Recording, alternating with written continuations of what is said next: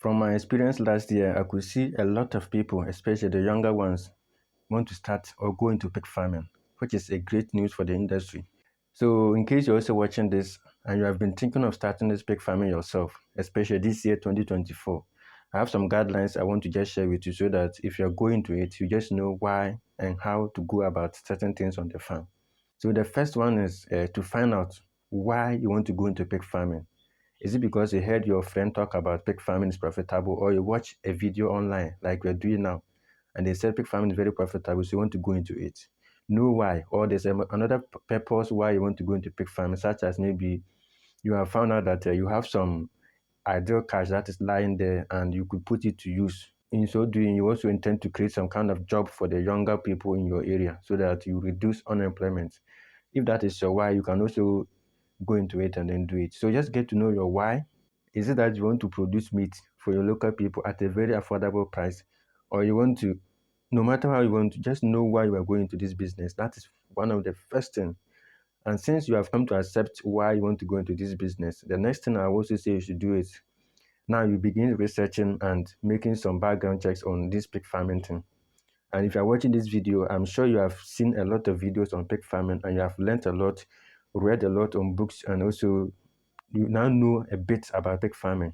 So you should also get to know that right. Read about it, get the challenges right, and get how to get yourself started very right. Okay, so that's also something you should also consider. And then the next one you can also do is to also plan. You know, they said if you don't plan, it means you are definitely failing like that. Indirectly, you are failing. So you need to plan. Just write something down. You know, if you have this idea in your head, it is always clear in the head. But once you start writing something down, you see that the idea is not really clear. You are struggling to put it to writing. So you sit down, write it, make it clear enough to yourself, your objectives, your goals, why you want to go into it, your projections, the size of the farm you want to have. Just plan everything on paper, or even you can even type it. Have everything typed and figured out before you even go into it in the first place. But don't just jump, else in the middle you get stuck. That's to say people quit easily and lose their investment. And after you have done that, the next one I also say is now you should decide on the kind of site you want to locate your farm, and then the kind of infrastructure you want to have. Is that you want to have the slated floor or cemented, or you just want to use the sawdust and go by the IMO systems? They are all things you want to do. If maybe yours is to create employment for people in your area, like I said in the first reason why you should know your why, and you want to employ as many as you can, and you're going for that IMO, it means for the cleaning aspect, you have reduced the people that will be doing the cleaning, and that goal is definitely defeated. But if maybe you want to employ people, you can get somebody who will be doing the cleaning, another person supplying the feed. That you have just employed two people like that. Okay, so know your why and know the kind of infrastructure you want to do after planning your business well. And the next one we also talk about is also it is not every area that you can just start your business, especially this agricultural and pig farming. You know, it produces a lot of stench, smell. If you don't get it right, you fight with your neighbors, especially those that are close to you and they are non consumers of this pork. They will fight you, definitely. So get to know the area very, very well. And by knowing the area too, if you're not really sure about it, you can go to the zoning authorities and then get to know what is permitted in this area, what kind of farming can I do here.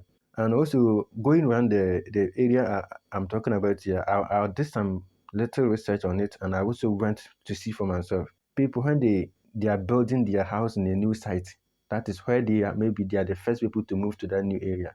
There are no people also with them. So with that, they try to maximize the land over there. And by so doing, they go to get their specs and they invest into these buildings and start the farming. But they forget that very soon people buy lands there and start to also build their own houses. And when the place becomes saturated, that is where the fight will begin and you'll be asked to remove your farm. Always know the zoning regulations, and if it is a new site, you can do temporary structure where you keep the pigs.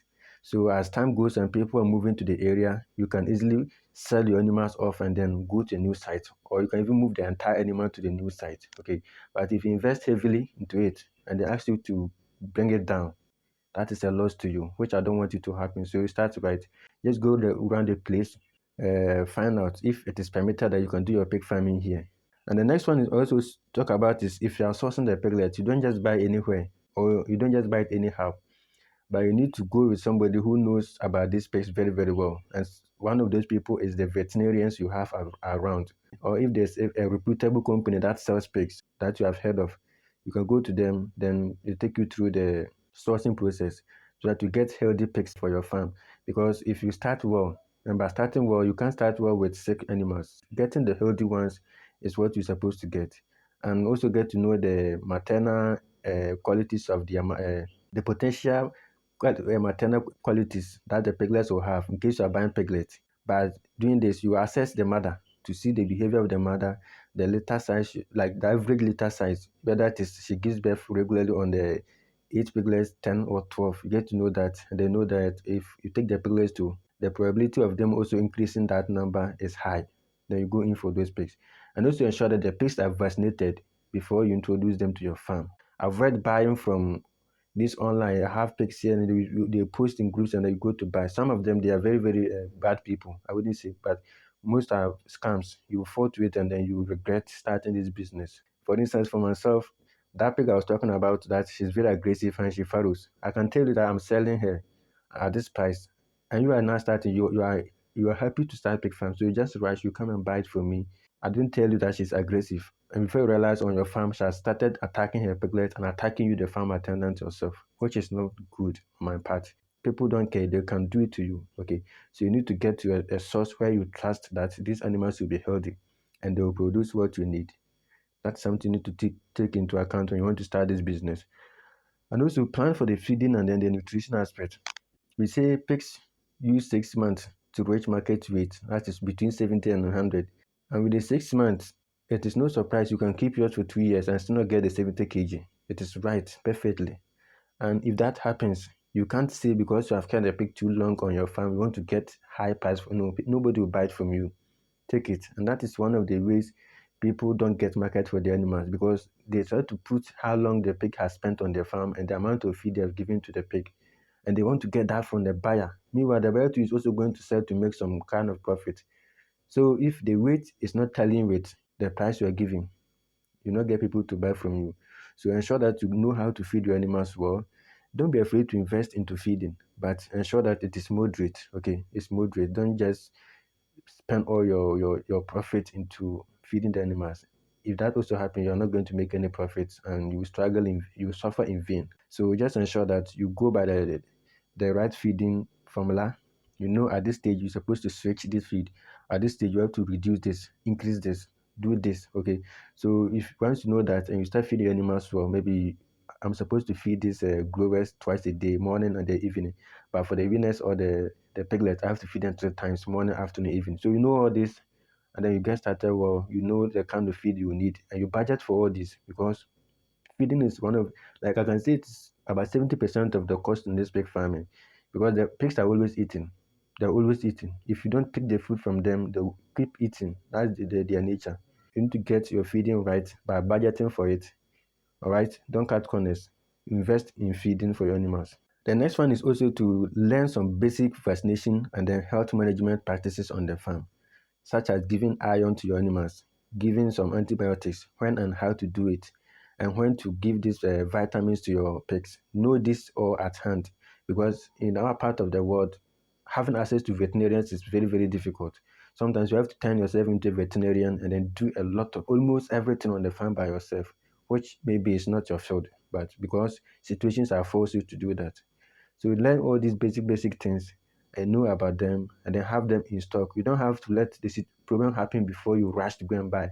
You see that your animals are now being anemic. That is when you are now rushing to get iron for them. No, you should have them ready, and then the antibiotics also ready, and maybe some wound treatment, because it will get to a time some of your pigs will start fighting, and when they are fighting each other, the probability of injury occurring is very high. And you can't also allow the flies to be eaten into the soil. So you need to get this sprays, you spray into the wound to ensure that you heal it very fast. So some basic health management activities must also be learned on your part as you are beginning this journey. And like I said also, after raising the pig, you are not done yet. You only make money when you are able to sell the pig from your farm. So marketing is very, very essential, and it's very important for you to also have when you're starting this business. So marketing of the pigs is crucial for you as a beginner. Know how to go about the marketing. Even if I were you, I will ask how do you sell your animals before I even start? Because it wouldn't make sense to have hundreds or thousands of pigs stock on your farm. Nobody is even asking for them. So if I'm to go into it, marketing will be the one of the most important. Like the first thing I even start, I'll go and ask about how do you do your marketing, and how regularly do they buy from you? How do you sell them? In which month, which season do you sell the animals? You get it, and how do you retain those customers? You need to get all this right before you go into it, because I see people struggling, and at the end of the day, they gift their pigs to people like Christmas packages, which shouldn't be so.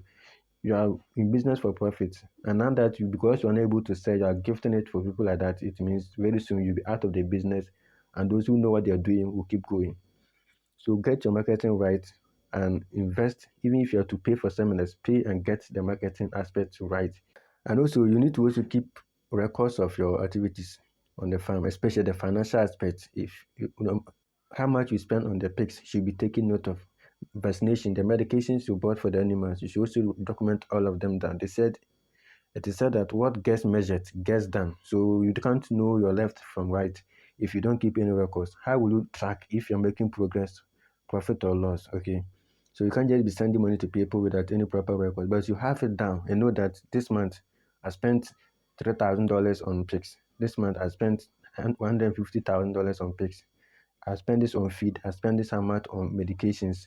You should get to track it. This one I paid into salaries. So after sales of your animals, you sit down, you can put everything together, and then you deduct how much you have put into it. If it gives you minus negative, that means you have overspent in raising the animals.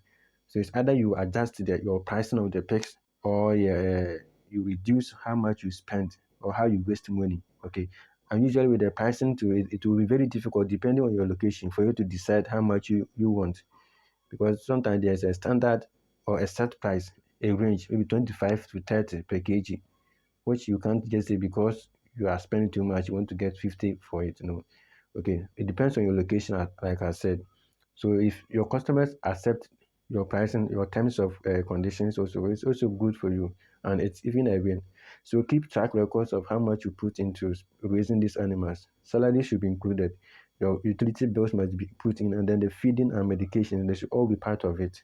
Daily maintenances you do on the farm, even if you have vehicles that convey feed to and from the farm, you should also calculate all of them and then deduct at the end of the sales process and see how much you have. Okay, so these are some of the things I'll get to set myself right before I know that I'm armed and fully prepared to go into this business.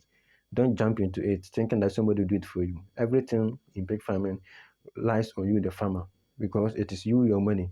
Farm attendants don't care whether you make profit or loss. Once they get their salaries at the end of the month, they don't care. Okay, so you have to know what you're doing and then train your people to also learn. You lead them, and after everything is said and done, you are not yet completely done like done. Okay, done like done because things keep changing day in, day out. Things keep changing. So you need to also keep learning so that you don't miss on important things you're supposed to know as a farmer or business owner. So you need to also keep updating your skills and your learning. Don't say, I always give them 2 meals of iron, so I always give 2 meals. Sometimes the two is not working depending on the breed. And you know, these days, genetics, they have mixed things up anyhow. So what was working for this particular breed, because of the improvement in these genetics, same thing is not applicable to what you have now. So you need to keep also updating yourself. If the 2 meals is not working and you don't learn, you wouldn't know. You keep giving the two in hope that it is working. And before you realize, you're always causing pain by injecting your animals frequently, which wouldn't help them. So you need to also keep learning about the industry. Whenever you are browsing the internet and you see headline about pigs, just pause it, stop scrolling, and then read it well. If it is something you want to know, you go through it and learn it. Still come online from time to time, Google it, search, and then you get to know what you're supposed to do to your animals.